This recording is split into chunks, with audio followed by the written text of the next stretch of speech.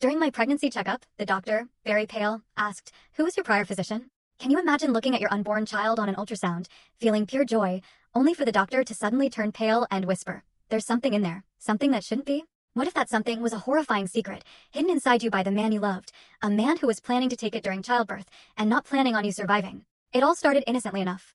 I was pregnant with my first child, and I felt so incredibly cherished. My husband, Jacob, was an OB/GYN, and at first, I thought it was a blessing. He took care of everything, the vitamins, my meal schedules, even the temperature of the AC in our bedroom. He treated me like I was a rare, precious piece of porcelain, afraid I might crack. But as I entered my 7th month, that care started to feel suffocating. Like surveillance. Jacob insisted on doing all my ultrasounds himself in his private study at home. "I don't want another man looking at you, honey," he'd said. And I, being so in love, found it romantic. I just figured he was being extra protective, a soon-to-be father.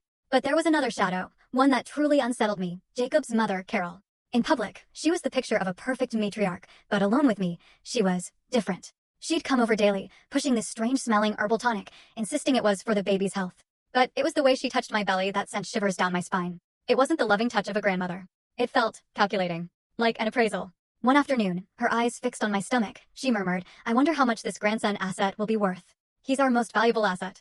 Asset. Not a blessing, not a gift, but an asset. Like stocks or real estate. The unease inside me grew. Jacob would always dismiss my worries, telling me my hormones were making me overly sensitive. But I knew I wasn't hallucinating. Something was deeply, horribly wrong. I needed confirmation, a neutral perspective. With trembling hands, I made an appointment at a clinic on the outskirts of the city.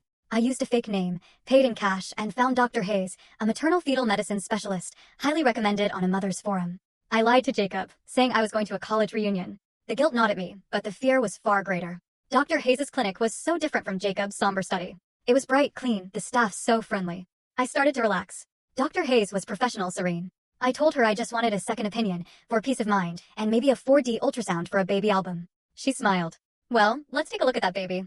I lay back, the cool gel on my belly. The black and white image formed on the screen. My baby's heartbeat filled the room, strong and rhythmic. "He's so active," I said, tears of relief welling in my eyes. The baby was healthy. Maybe I was just being paranoid. Dr. Hayes smiled. "Yes, Lucy. The baby is very healthy." Full story video added in below.